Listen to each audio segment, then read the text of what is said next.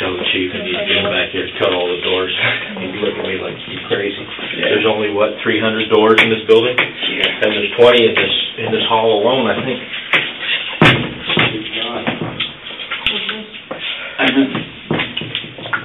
Yeah, that's left. Chief, that's right, Chief. Nope, not even gonna work it. Right for it. There you go. I'm gonna take my glasses off so I can see. Yeah, if you would.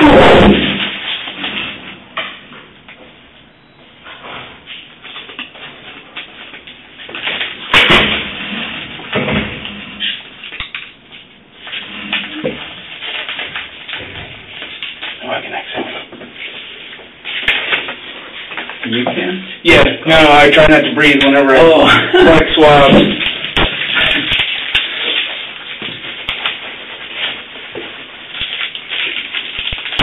No, I've had to get swabs from out of the jail. Oh my God, those guys, yeah, their breath smells like ass.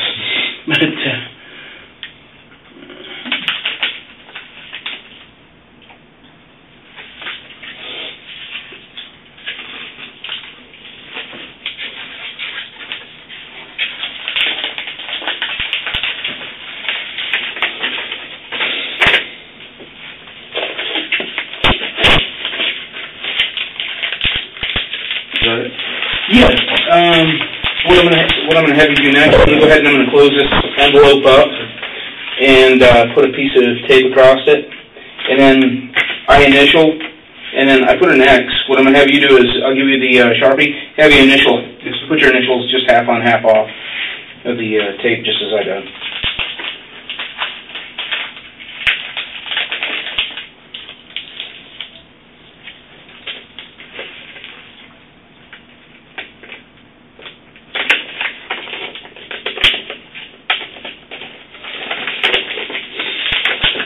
Yay! I caught the edge of the envelope so that way they don't get a nasty gram. Like the one you sent me? Not me. The evidence says that.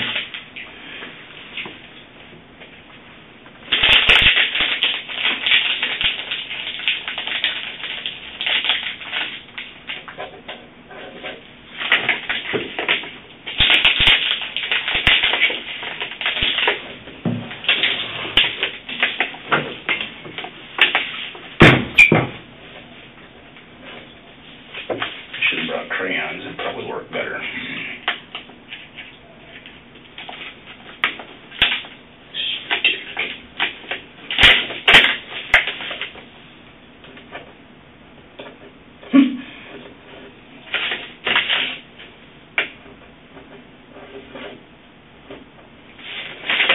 Alright.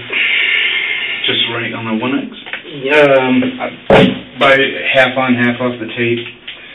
It's just initials. It doesn't need to be. And on the top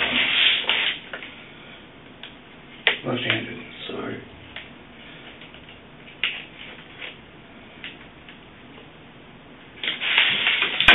Cool. Thank you very much. Thank you.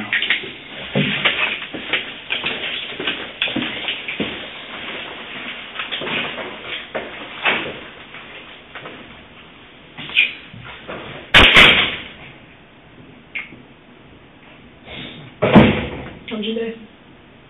Not good. Did you go to school? No, school starts at 6, but... Did you go to work today? I went just to tell the executives, the vice president, what happened. Because if I would have called my direct supervisor, they would have just started the rumor mill, and people from the Neighborhood Watch emailed me like links from the Sentinel and Wesh that said that, you know, someone was murdered and the suspect was in custody, and I just said, you know what, I don't want them to think that I'm still in jail, so I'll go there and, you know, tell them. And then I went to the doctor and my psychologist,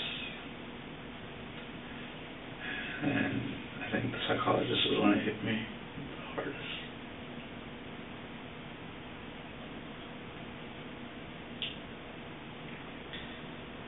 What are you going to do?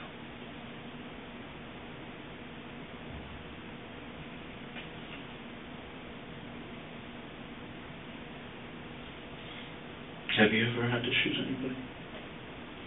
No. Good for you.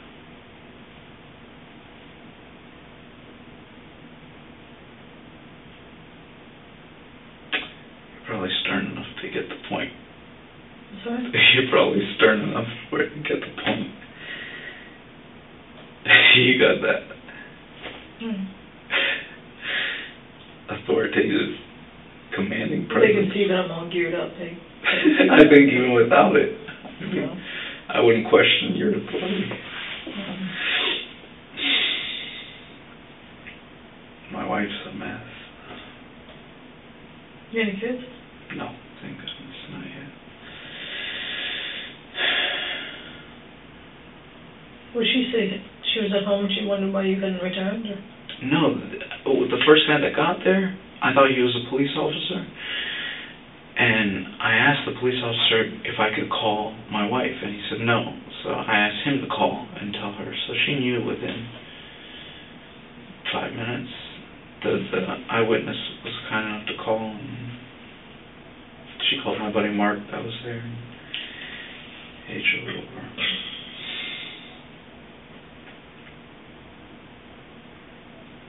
Did they do a MRI or anything on you?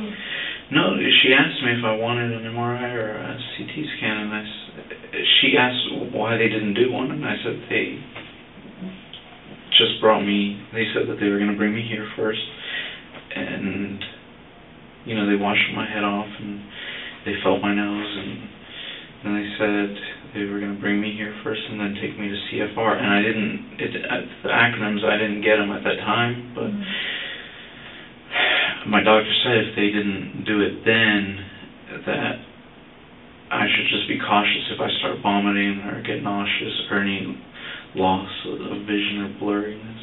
But other than that, there was, if they cleared me at the site, then it was up to me if I wanted to pay for it. And those things add up quickly. So. You have insurance? Yeah, I do, but it's like Still has them. It's like the bargain basement one. Yeah. That's like, a $5,000 copay before they pay anything out. Okay. And then they pay like 50% of whatever your bill is, so.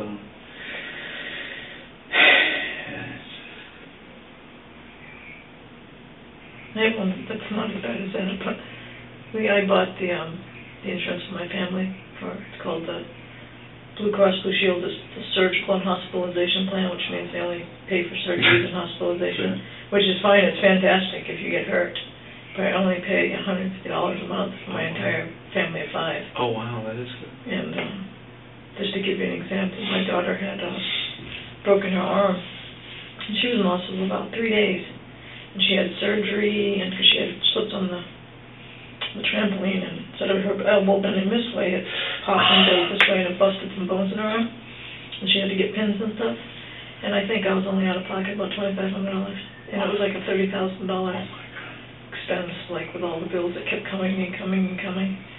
So I felt like I have really good insurance. It's just if I have to go to a doctor, I got to pay for it. But it's no big deal because, I'm paying $150 a month where my fellow workers here who get it through the city are paying for a family, upwards of $500 or $600 a month. So I'm saving. I'm saving $450 a month. So if I got to go to the doctors once or twice, a couple times a year, and pay a couple $100, I'm still way ahead. I thought municipalities had good health insurance. Wow. It's expensive. So. My father's. That's what I have. And then I do the benefits card where you can put money. Yeah, health savings account. Yeah, health savings account. And I do that and use that to pay for the visits. That's a good idea. Tax free. I paid my daughter's braces. That's what my mom did for me.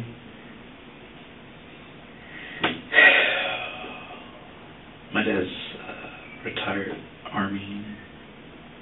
I'll never forget. They have really good insurance. And when I was a kid, they have a form at the pharmacy that you can fill out for like not prescription medicine, like Benadryl or hydrocortisone, bandages, stuff like that. And I was a young kid, and I took the form, and I just started checking stuff off, and I was like, yeah, I want that, I want that, I want that, and I turned it in, and they gave me a bag full of stuff, and I went, and I was all excited to my dad. And I said, Dad, look, all this stuff was free. I'll never forget. He said, none of this is free, George. I paid for this with my service. Man, I felt like garbage. Someone's paying for it somewhere. Yeah. But that's good that he taught you that, you know, because a lot of people just think if someone else is paying for it, they don't care. It's free to them. Amen. You know? Go and take it all back. And that's why you'll have like people who have free Medicaid and stuff. They'll go to the emergency room because their kid's coughing too much, you know, instead of going, okay, this isn't really the appropriate place, but they don't care. The doctor will see them, and the state will pay $1,000 or whatever it costs for the visit, and we'll pay. They don't care. He thinks I don't listen, but I do.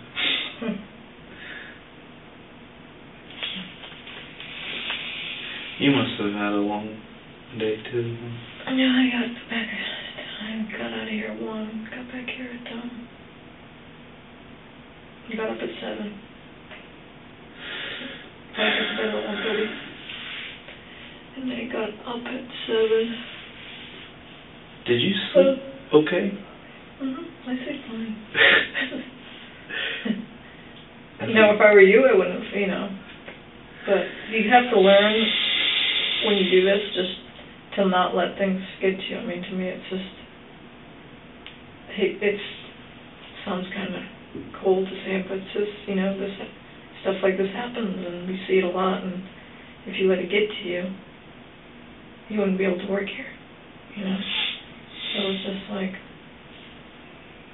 I don't know, you just learn to separate yourself from it, Do you talk about it at home? No, not unless someone asks. That's what I've heard.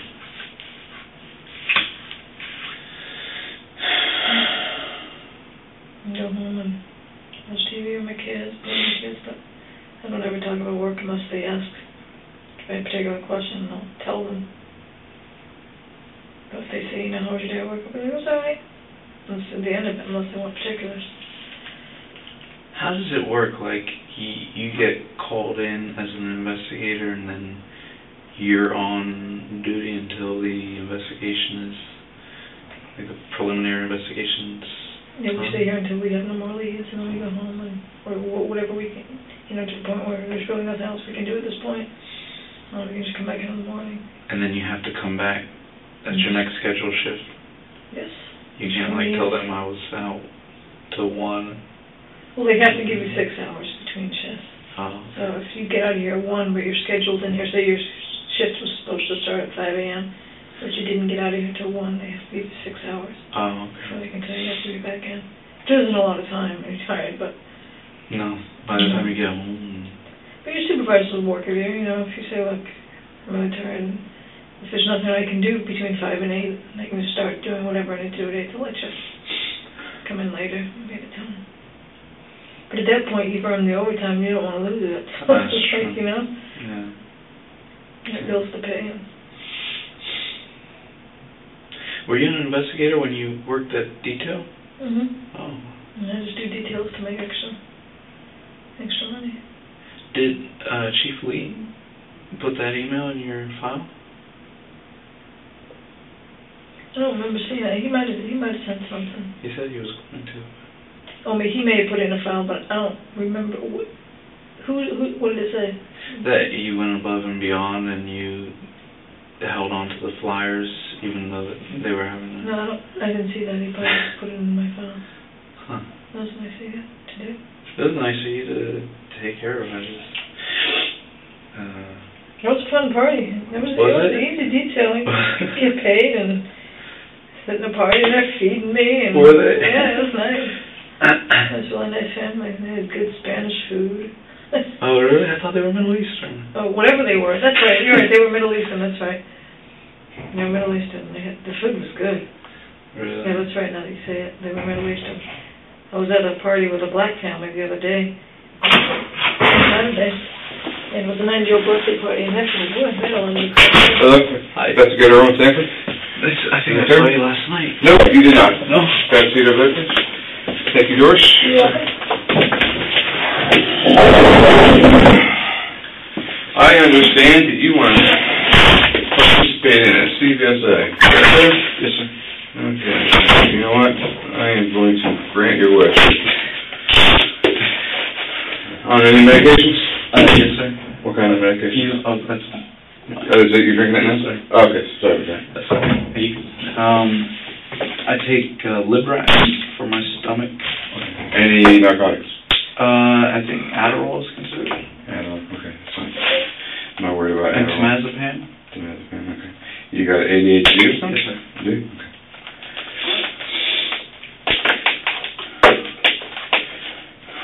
Yeah. I take it we're here talking because you had a really bad night last night, to say the least. Let me see the back of your head. Okay, from here it doesn't look too bad, but I'm sure if I need some bandages it doesn't look very good. Okay, like I said, I'm an investigator on Sanford. I am the CVSA operator. Matter of fact, I am the senior CVSA operator for the city of Sanford. I've been doing these for quite a long time. And do you know anything about a CVSA? Yes, sir. You ever taken one? Apparently not. No. I'm sorry. I went to school for criminal justice, and I just know computerized stress analysis. Voice stress analysis. So right there. We even put it right there for you so you can read it while I'm talking to you. Basically, you're right. It's a computer-aided truth verification system. I'm sure you know polygraphs, all that kind of good stuff. This is basically the latest and greatest in truth verification. Polygraphs are great. I think they are wonderful, but some of them have, everything has to take it someplace. Okay? Yes, sir. Okay. All right. First things first, let's get rid of the administrative stuff. Yes, sir. Okay, what I need you to do, I need you to read this. Okay, and I need you to fill in this, and if you agree with the terms, sign down there and date it. If you don't, say so. And then we'll talk.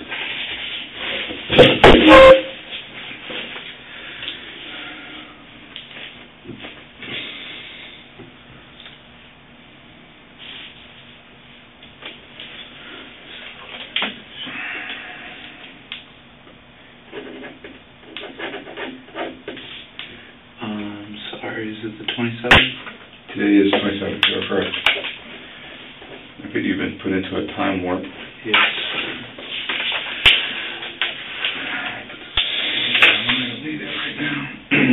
You understand it? Yes, sir. Okay.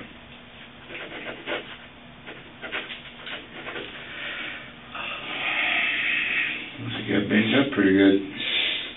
Yeah.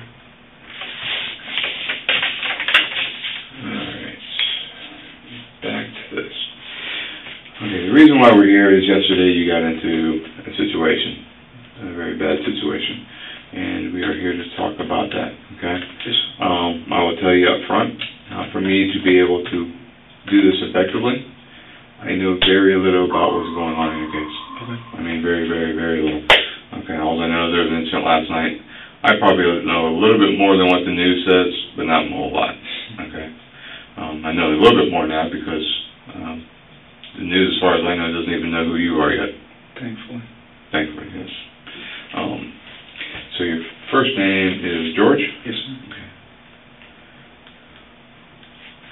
And your last name is Zimmerman? Yes, sir.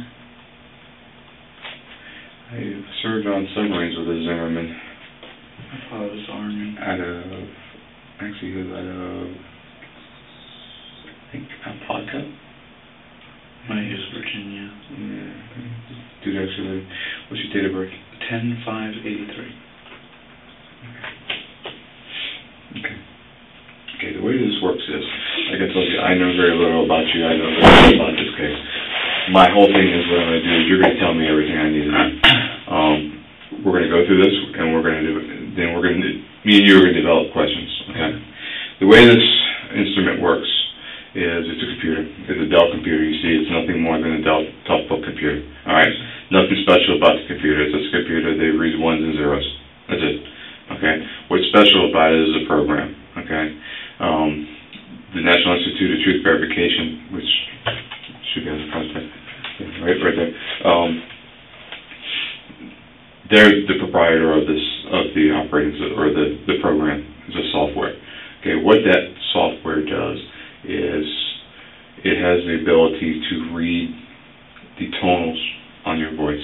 Okay, there's different parts of the voice. Okay, you have the AM and FM. FM is what you hear. Okay, when we speak, you hear FM. The AM, for lack of a better term, they just name it AM. It has really no really functional naming of it. Just to make it easier for you to understand or for people to understand. The AM rides on top of the FM. Okay, normal speech, your FM carries it. Okay, and pretty much overshadows it. When stress is involved, that FM diminishes, and what happens is the AM rides on top, and you can actually see it. Okay, you say, well, that's all fine and dandy. Well, how can you should be able to change it. Well, just like your breathing. Okay, there's a part where you can breathe, and you can make yourself breathe. You can consciously breathe, and there's other times when you don't even think about it, you don't stop breathing. You just keep on breathing. Okay, that's controlled in your brainstem. Okay, and that's the same way your voice is. Okay, when you're not thinking about it, your voice is automatically regulated. But when you add stress to the factor that AM rides on top of the FM, and with the FM diminishing, and then you can see it. Okay, that's what we're looking for. You can't change it. You can't alter it. There's nothing you can do about it except it's there. Okay, and so that's what we're going to be looking for. So what we're not looking for is I'm not really looking for you lying. Okay, what I'm looking for is your truthfulness and your level of stress. Okay, and that would be evident in the instrument when we roll the charts. Okay, it's not invasive. Okay, it's just a microphone that you put right here, and you talk. You don't have the bands around you and everything hooked up there, and blood pressure cuff and all this other crap all over you. That's all it is. Okay, it's nothing. It's very, very uninvasive. Okay. So with that in mind,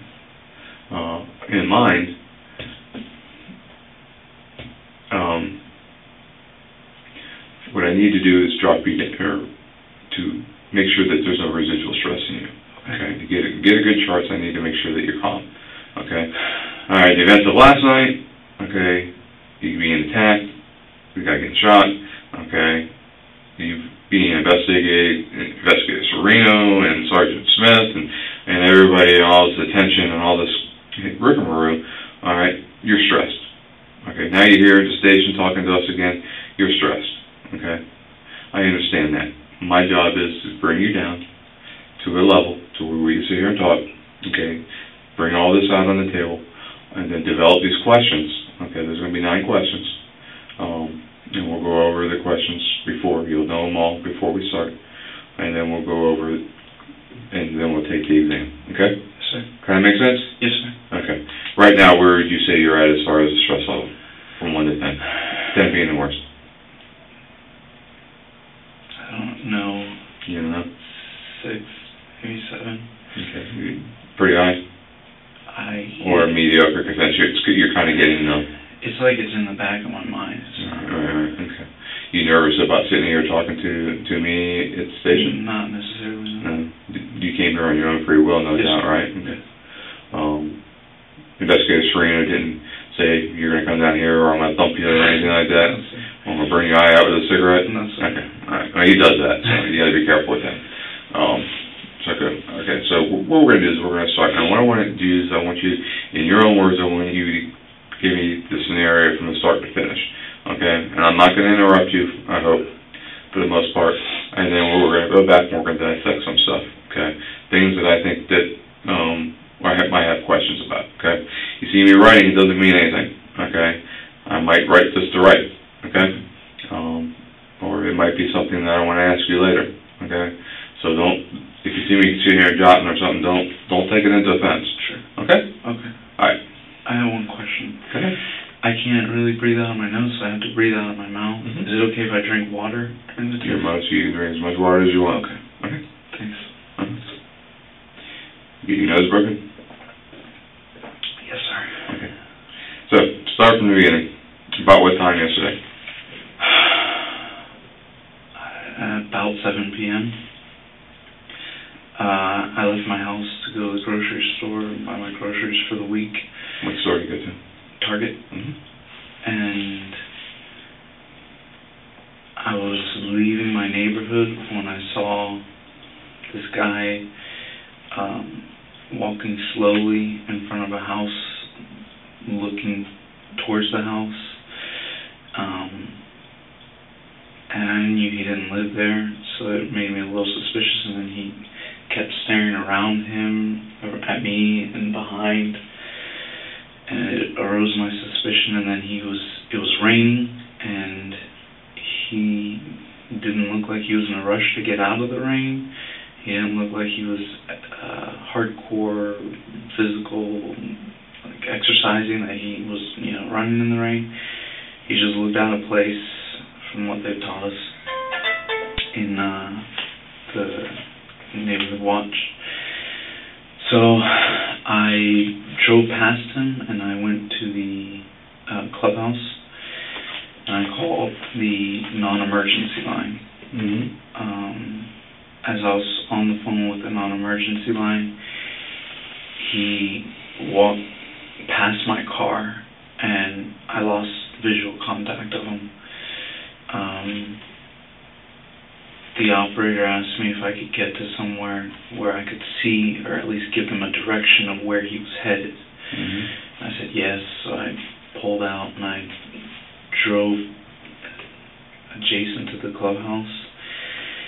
And I was unfamiliar with the street name. The operator asked me what street I was on, and it's not the street that I live on. It's a side street that cuts through the neighborhood, and I told them I didn't know.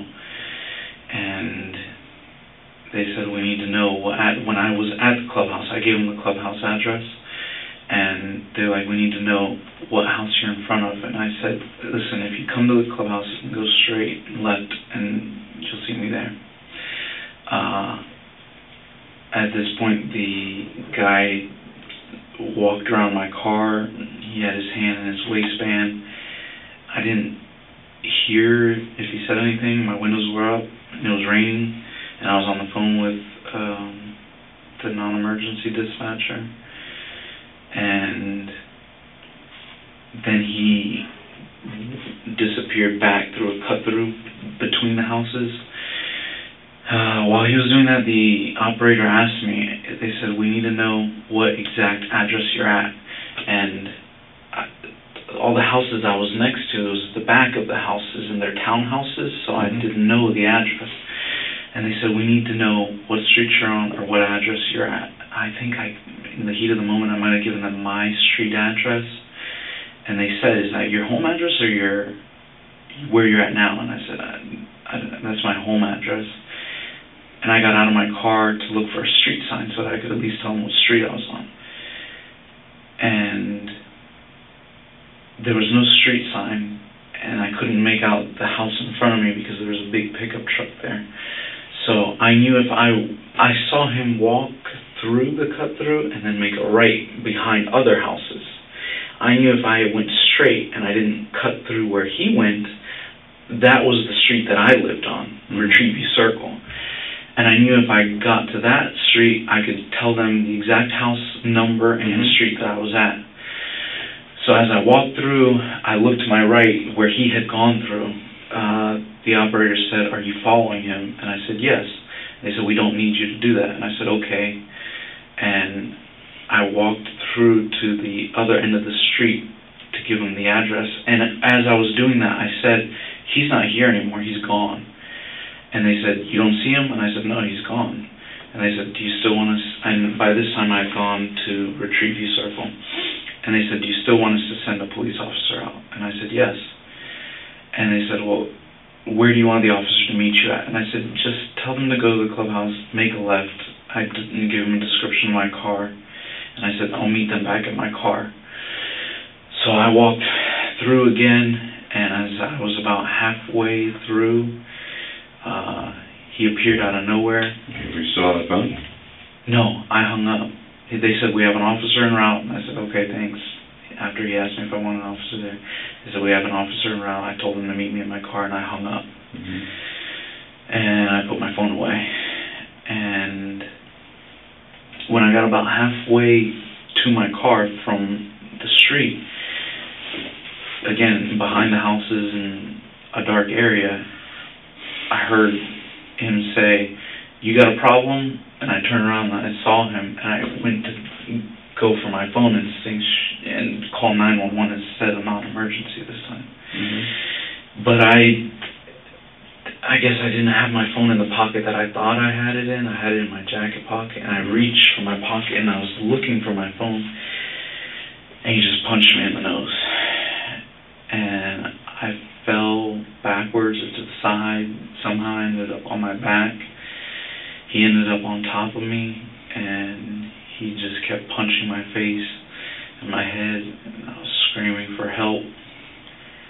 And he told me, shut the fuck up, and I kept yelling for help. And I got a little bit of leverage, and I started to sit up, and then he took my head and slammed it into the concrete several times, and each time I felt like my head was going to explode more than the last. I felt like I was going to lose consciousness, and I started screaming for help. And he covered my nose with one hand and my mouth with the other one, and he told me, shut the fuck up. And I couldn't breathe. I was suffocating. And all I could think about was I didn't want him to keep slamming my head on the concrete. So I kind of shifted and squirmed my way out, not out from under him, but like to where, because the concrete it was a sidewalk, and it felt like he only had my head on maybe a quarter of the concrete, and I could shift my way out and get onto the grass, where if he was slamming my head, it would just hit the grass and not the concrete. But when I shifted, my jacket came up and my shirt came up and exposed my firearm. And that's when he sat up and looked and said, you're gonna die tonight, motherfucker. And I felt him take one hand off my mouth and slide it down my chest. And I just pinched his arm, and I grabbed my gun and I aimed it at him and fired one shot. He kind of sat back and said, you got me, or you got me, you got it, something like that. And I thought he was saying that he heard the shot and that he was giving up. So I pushed him off me, and I don't remember if I pushed him off me or I pushed him back. Either way, I ended up on top of him, straddling him.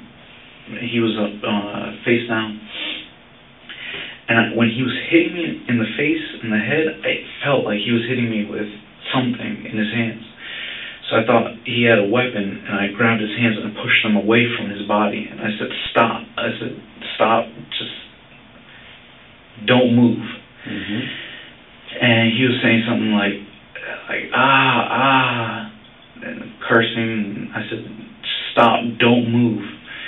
And then somebody came, and they had a flashlight, and I thought it was a cop, and I said, I still had my gun in my hand as I was holding his hand out. And I said, are you a cop? And he said, no. And he said, I'll call them. And I said, I don't need you to call them. I already called them. They're on their way. I need you to help me restrain this guy. And he said, I'm calling the police. I'm already on the phone with them. And I got up off of him because he stopped struggling. And I thought he just stopped struggling. And then I holstered my weapon. I saw another flashlight, and I said, are you the police? Because I had blood all over my face and my eyes, and the flashlight, it was dark where I was, so the flashlight was really bright. And I said, are you the police? And he said, who shot him? And I said, I did. And I put my hands above my head like that, and I don't remember if he told me to turn my back to him and walk back towards him, but I turned my back to him and I said, I did. And I raised my jacket and I said, my gun's right there. I think I told him a few times, my gun's right there. It's right there. And he said, I know where it is. Just keep your hands on your head. Don't move. I said, can you just take my gun? And he said, I'm taking care of it. Just don't move. So I stopped. He handcuffed me. He took my hands down and handcuffed me. Oh, that's when he brought my hands down. I said, my gun's right there on my right side.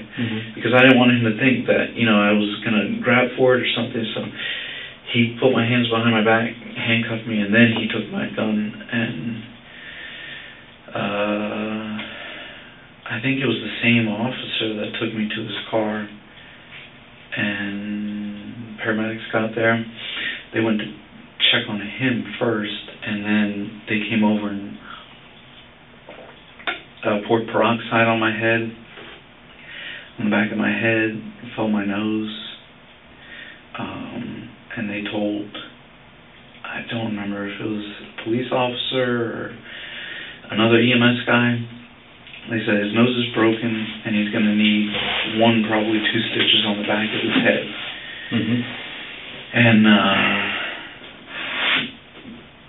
And they said, well, we're going to take him down for questioning. And somebody said, should we take him to questioning or CFR first? And they said, no, we'll take him to the station first. And I didn't realize at the time CFR was Central Florida Regional, the hospital, and I just got back in the back of the car and they brought me here. Okay. Alright, so that was it. Were you on the phone at the time when he was beating you? No. Okay, so there was no communication between you and the call center at that point in time? No. I'm sorry. There was a guy that I couldn't really see because, like I said, there was blood in my eyes, and I saw somebody looking out through the sliding glass door, and I said, help me, help me. And I think he said, I'm calling 911. But the guy was beating me in the head and the face, but he might have been on the phone. So there's a possible bystander there? Yes. Okay. He might have been on the phone with 911, I don't know. But I was not communicating with the police at that time.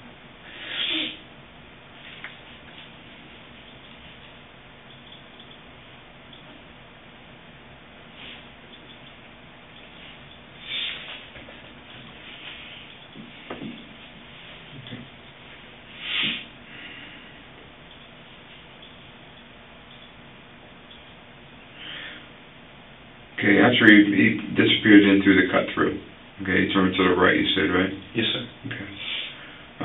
At that time you hung up, right around that time you hung up with dispatch? Shortly after, yes, sir. Yeah. And then you were walking there, you were walking back through, but you walked through where he disappeared, right? Yes, sir. Okay. The next thing you know, he comes out of nowhere. Yes, sir. He says, you got a problem? Yes, sir. Or something along that line? Okay. At that point you went for your phone? Yes, sir. And he punched you in the face?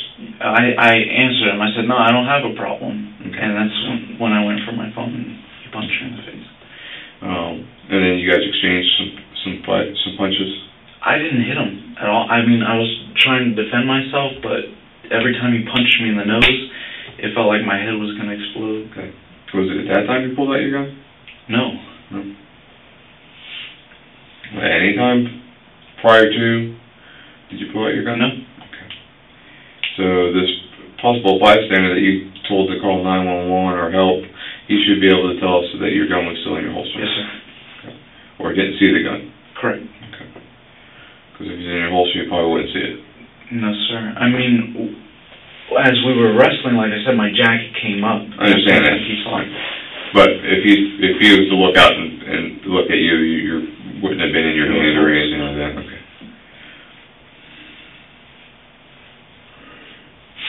And you don't know this guy? No. Okay.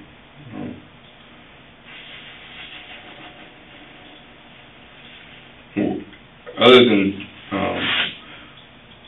why'd you try to maintain such close proximity to him? To tell the police what direction he was headed in. Did you feel that you put yourself in danger? No, because where I was parked, my headlights were illuminating, Mm-hmm. and I saw him turn down.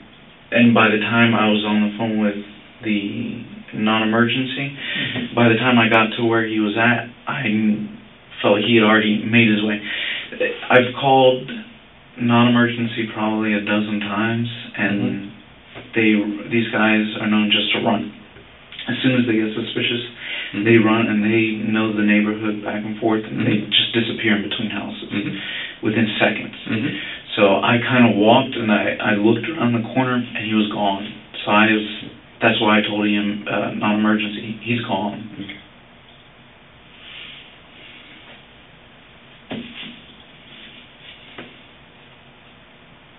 What was this guy wearing?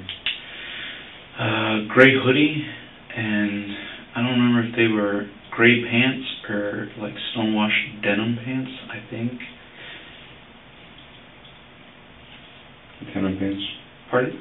Denim pants? No, like denim, but like stonewashed. I think they were light colored. They might have been jeans. Okay. And he was a black man? Yes, sir. About how tall? Oh, 5'8", 9. It was 5'11", I'd say. To 6 foot. Okay. When you're laying on the ground, you're laying on your back, right? Yes, sir. Okay. That's when your jacket came up and he saw your gun, right? Yes, sir. Your gun on your left side, right side? My right side. Okay, so your gun's on your right side. Where were your hands at? Trying to keep his hands away. And then what did you feel next? His hand slid down my chest. He had one hand on my mouth and one hand on my nose, and he took one off, and that's when he said, "You're gonna die, motherfucker." And I felt his hand going down the side of my chest, and to be honest, you felt something like this? Yeah, brushing. And to be honest with you, the whole time I forgot that I had the gun. When he said that I was gonna die, and then I felt him brushing, it automatically clicked that he was going for my gun. So your hands are up here defending yourself. His hand's going down. Yes, sir. Were both your hands on the weapon? No, sir. Okay. Where was his hand when you went to retrieve the weapon? One hand was going towards the gun. He took it off my mouth. Right. And I was trying to get his hand. He was suffocating me, so I was trying to get his hands off of my face. So when I felt his hand, he let go of my mouth, so I wasn't trying to do anything again with my right hand. So I grabbed my gun, and I don't know if he did it at the same time or what the case was, but I got to it first. Okay. And then how did you come to fire upon him from that position? Because you're laying down like this, okay, on your back, right? Yes, sir. And then you just bring it out of the holster and straight up like this? Yes, sir. Okay. You didn't like try to push it into him or anything? No. You just fired it from almost like from the hip? I think I made sure that it wasn't, because my hand was in the way, I made sure it was past my hand, because his other hand was still on my face. Okay. So I made sure it was he that far away, or was he right up on top of you? He was like putting all his weight on my nose and my mouth, trying to suffocate me. So he was like creating a crevice with his body, and then he when he slid to go for my gun. Did he go for your gun with his left hand or your right hand? I don't recall.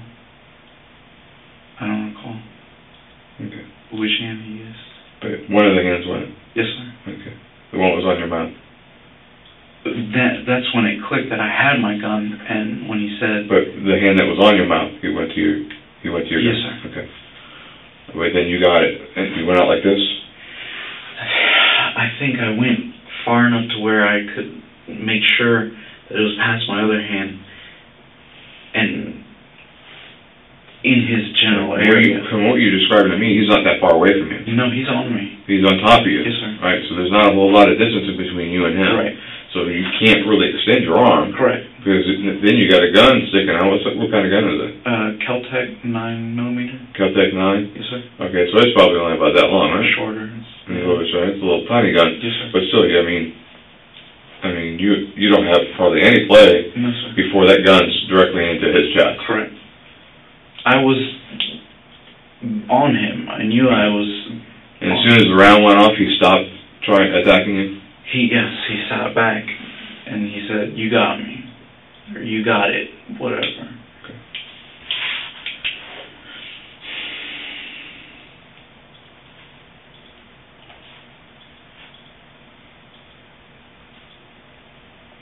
I'm sure it all happened just that quick, too. It felt like an eternity when I was yelling for help. Sorry about that. Kids' school. They always call it. Okay. And I thought the police were there. They were going to be there. So it felt like it took forever. Yeah. That part does go forever. I've been there before. Not in the situation you've had, but seems like it takes forever for somebody to get there when you really want them. When in reality it's only probably a couple minutes. Okay. I'm going to step out for a minute. Yes, sir. When I come back, we're going to start developing questions. Okay? Yes, sir. You need to use the restroom or anything? If I could just get more water. You need more water? Sure. It's from the restroom. Yeah. You can. Good. Get some restroom. Oh, good. It's right there. Yes, sir. And then just come back in and sit down. Okay?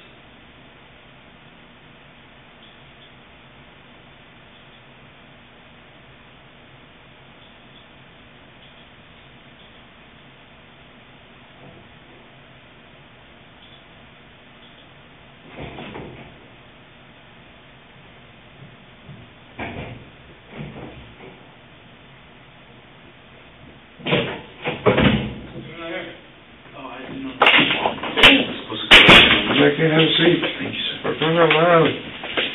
Okay. Set this up. So you feel a little bit more relaxed with me? Yes, sir. I'm not a very...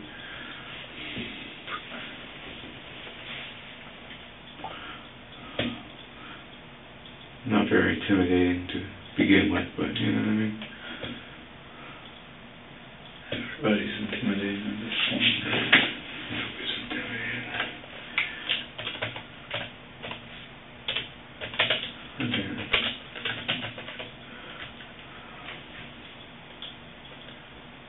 I think you're the sergeant went to the class, or the supervisor, the guy you said supervisor. Hmm? Just so you know, they're not mine. Alright, I'm thinking. There's somebody's... I forgot to ask them. What education was? Ah, jeez. Get off the phone. Oh, my employer asked for the case number too. Why? They have no business to it. I guess they wanted to see if I was a criminal or something. Yeah, what was the last 4 of your case number?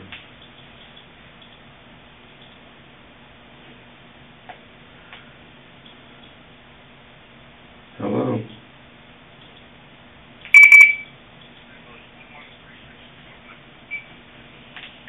Oh, alright. I'm back in here again. I just came out to talk.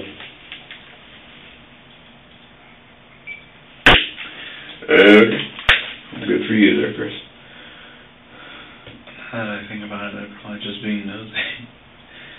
But they seemed to, it was HR, they asked, That's up to you, man. They asked for the police report, and I said, from what it sounded like, there wasn't going to be a report for a while. And they said, Well, number one, we're not going to give anybody a copy of the report for a while because homicide investigations are not released until they're complete. Okay.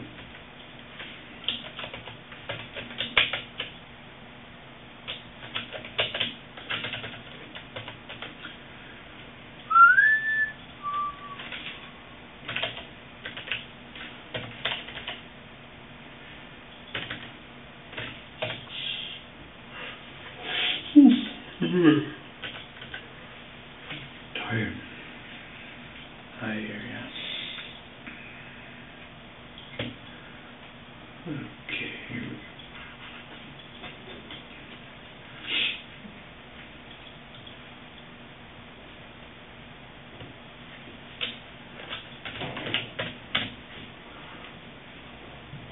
Oh, you say the walls are Cream? okay. Remember that. We agree that they're green. Okay? Yes, sir.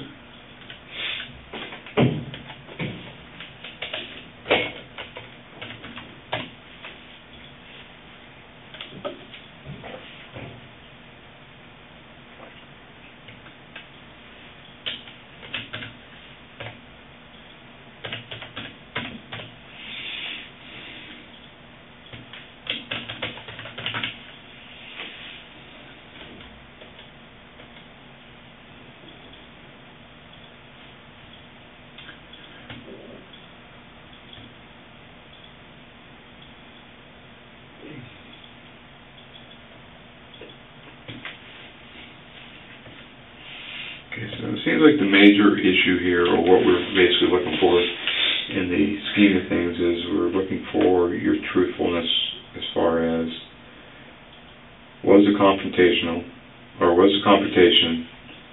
against you and that a mutual confrontation. And I guess the other point would you be in fear for your life? Yes. Okay. So with those two in mind, I'm going to develop these questions.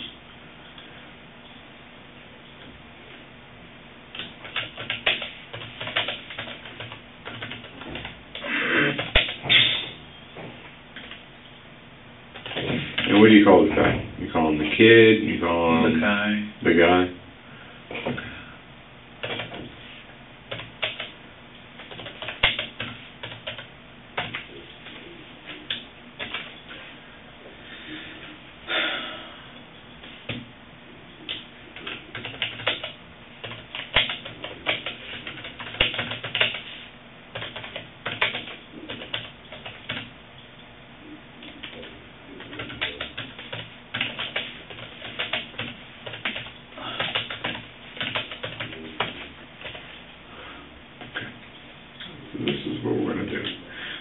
told you there's going to be 9 questions. Yes. Didn't lie to you.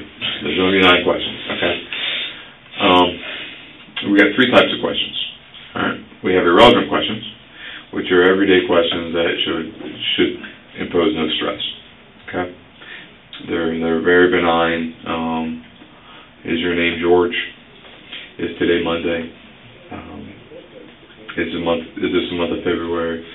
Are we in the city of Sanford? Am I wearing a watch? Okay.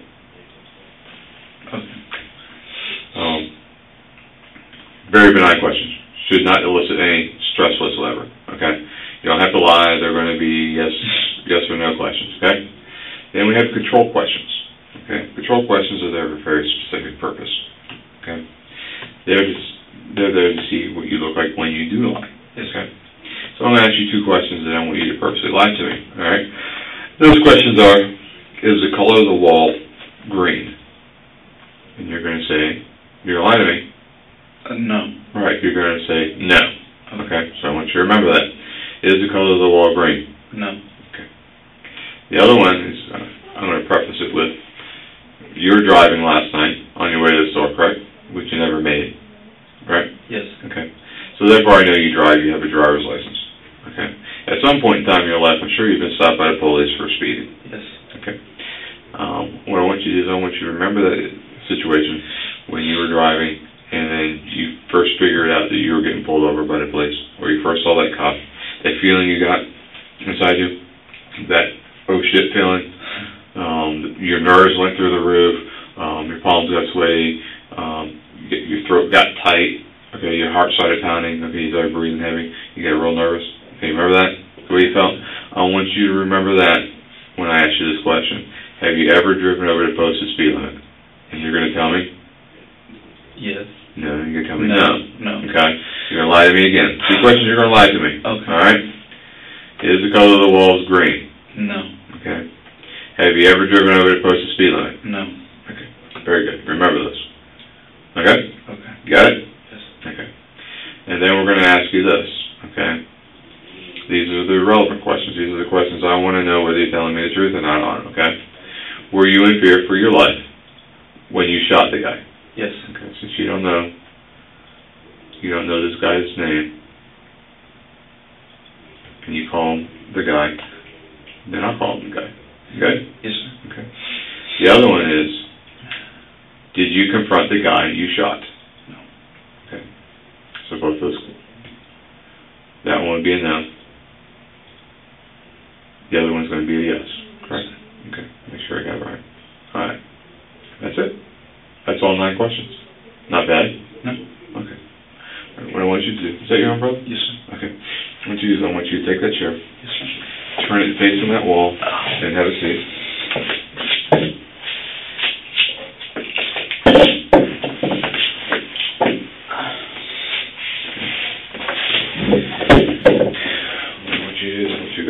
Right here on your shirt, okay? And once you relax on it, you sit with both feet on the floor, sit straight up, okay? I'm not going to let you drink at this point for right now, okay? But this is relatively quick, okay? You just went out and got something to drink? Yes. Did you go pee? Yes. Okay, so you're good? You're all relieved? Yes. Okay. Your stress level should be lower, okay? I'm going to ask you a series of 9 questions. Remember the control questions. Yes, sir. All right, what are they? Walls green, and did I ever drive over the posted speed limit? And your response to both those is going to be? No. Okay. What I'm going to do is I'm going to, when I ask you all the questions, I want you to respond in a yes or no answer. Not yes sir, not no sir, don't add anything else to it, just yes. Just a simple yes. Okay, just like you've been talking to me this whole time. Okay? Don't try to modulate your voice, it's not going to work. Okay? If you try to modulate it or make it different, I'll be able to see it, and then we'll just have to probably redo it, okay? You're not going to skew the results, okay? It's going to, remember I told you can't do it, so don't even try. That's pretty much about it. If I ask you the same question twice, it's not that I didn't believe you. It's that something went wrong. Either I didn't hit the space bar on time, you answered too quickly, okay? Something went awry, and then we do it, okay? Yes, sir. So don't read into it and get all nervous on me, all right? Yes, sir.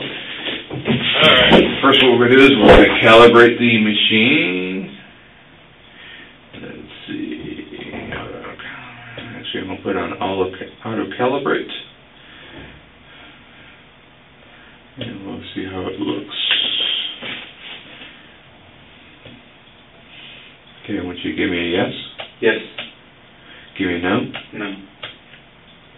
A yes. Yes. A no. No. A yes. Yes. A no. No. Another no. No. And one more. No. Okay. Are you ready? Yes. Okay.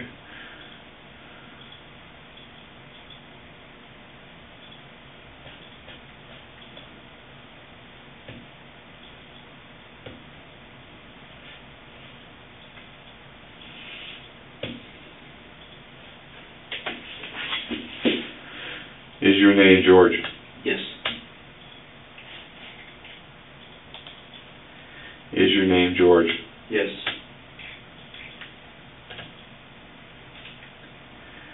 Is the color of the walls green?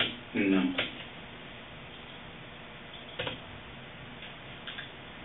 Is today Monday? Yes.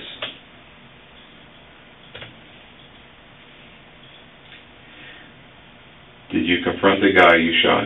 No.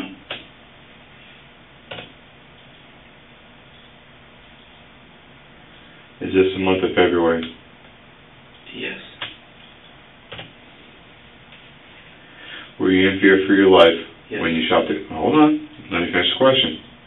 Were you in fear for your life when you shot the guy? Yes.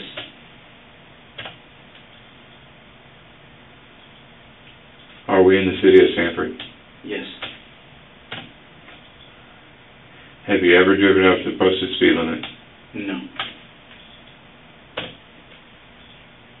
Am I wearing a watch? No.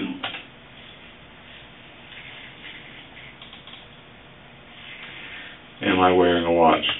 No.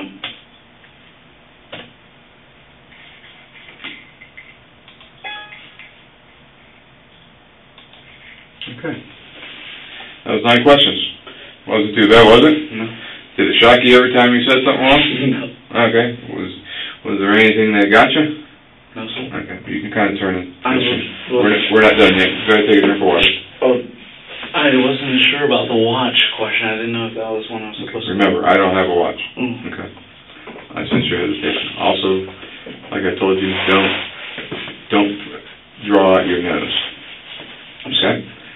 This is straight no. Oh, right. Not no. It seems like you were uncertain on a couple questions. Just remember, yes or no. Okay? Yes. Okay. That was a practice chart. What it is what we do is we always do the second chart. The reason why is, remember I told you stress? Yes. Stress is a big deal. Yes. Well, what we do is it's situational stress. Okay, just you being hooked up to the instrument, me reading into your soul, is causing stress on you. Okay, and it shows up on the charts. So what we do is we run you through the questions. Okay, it's going to be the same questions again, and that's about it. Okay.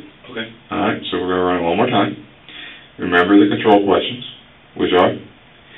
Are the walls green? And have you ever driven over the speed? Okay. Am I wearing a watch? No. Okay. Wait for me to finish asking the question completely. Okay? Okay. Alright. You'll be alright.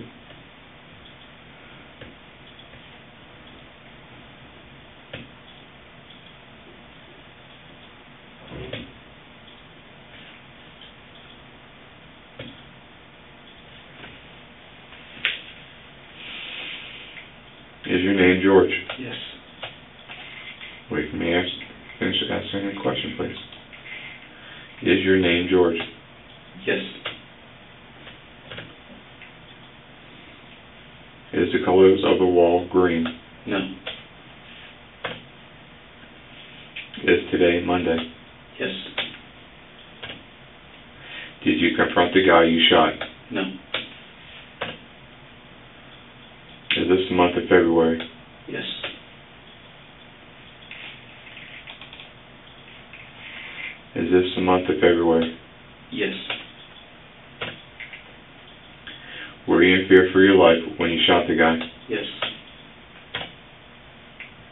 legally in the city of Sanford? Yes. Have you ever driven over the posted speed limit? No. Am I wearing a watch? No.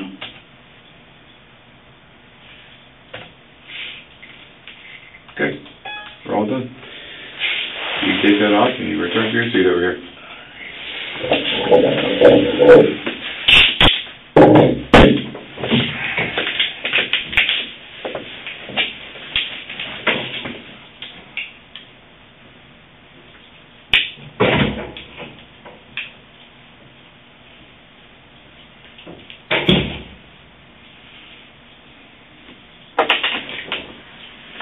Perfect timing. This is your last episode? Probably 3 knows, maybe. Yeah. What purposes? You said they were in here. They aren't mine. There you go. Probably Serena's. No, they aren't mine. Okay.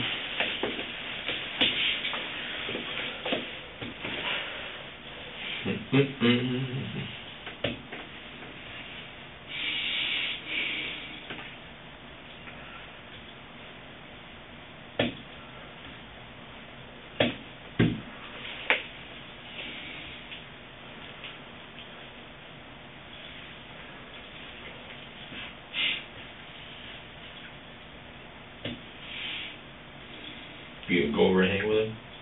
Nope. I am done. Huh? I am done with him. Wonderful. All right.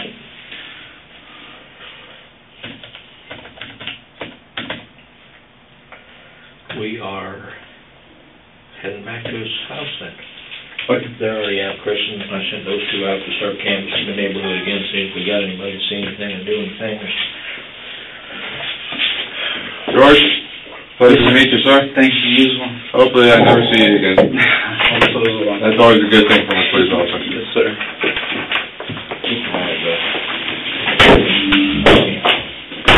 India. That's what I thought.